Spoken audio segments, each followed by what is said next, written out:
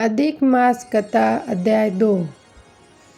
सूत जी बोले, हे मुनियों, जब राजा परीक्षित गंगा तट पर पहुँचे तब भगवान सुखदेव जी उन्हें श्रीमद् भागवता की अमृतमयी कथा सुनाई।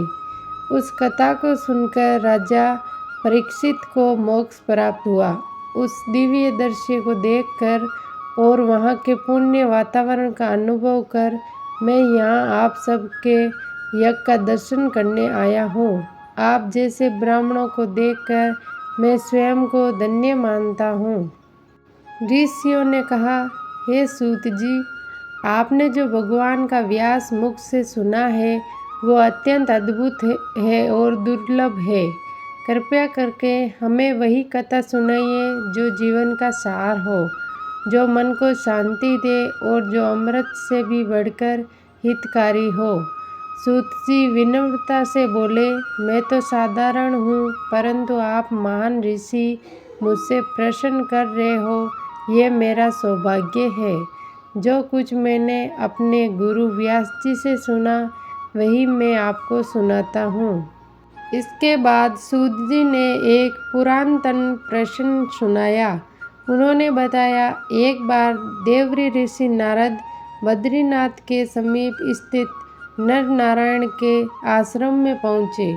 वे आश्रम अत्यंत पवित्र और दिव्य था। वहाँ अनेक तपस्वी, सिद्ध और देवता निवास करते थे। चारों ओर हरियाली, फल फूल से लद वरस और पवित्र गंगा अलकनंदा की धारा उस स्थान को और भी सुंदर बना रही थी। नारद मुनि ने वहां पहुंचकर भगवान नारायण को सांगटांग प्रणाम किया। भगवान नारायण गहने तप में लीन थे। उनके तेज से समस्त वातावरण प्रकाशित हो रहा था। उन्हें देखकर नारद जी ने अत्यंत श्रद्धा और प्रेम से उनकी स्तुति की। नारद जी बोले, हे देवों के देव, हे जगन्नाथ, आप कृपा के सागर हैं। आपका तप संपूर्ण प्राणियों के लिए कल्याण के लिए है। कलयुग में जीव अज्ञान और विषयों में फंसे हुए हैं।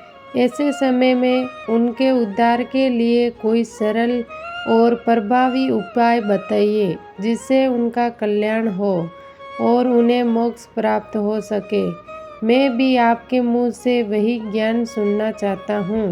नारद जी के मधुर और करुणामय वचनों को सुनकर भगवान नारायण प्रसन्न हुए और बोले, हे नारद, तुम भगवान की महिमा को जानते हो, फिर भी लोक कल्याण के लिए पूछ रहे हो। ये बहुत उत्तम है। मैं तुम्हें एक अत्यंत पुराणेदायक रहस्य बताता हूँ। ये एक पुरुषोत्तम मास का रहस्य है।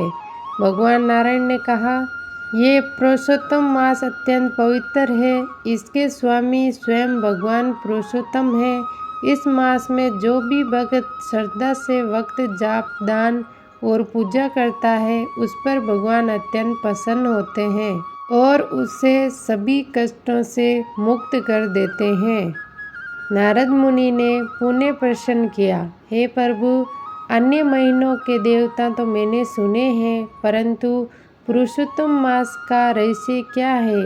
इसमें क्या करना चाहिए? कौन से नियम अपनाने चाहिए और इससे क्या फल प्राप्त होता है? कृपया करके विस्तार से बताइए। नारद जी ने आगे कहा, हे प्रभु, इस संसार में अनेक लोग दुखी हैं। कोई दरिंदे हैं, कोई रोगी, कोई संतानहीन, कोई दुख और कोई शोक से पीड़ित। ऐसे सभी लोगों के कष्ट दूर करने वाला उपाय हमें बताइए।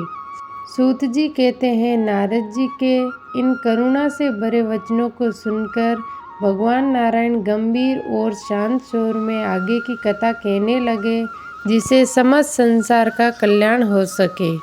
तो ये थी हमारे अध्याय 2 की कथा। अगर वीडियो पसंद आए तो लाइक, शेयर, कमेंट और चैनल ने ज़रूर सब्सक्राइब कीजिएगा और आगे अध्याय सुनने के लिए मेरे चैनल को ज़रूर सब्सक्राइब कीजिएगा और जल्दी मिलेंगे अध्याय 3 की कथा।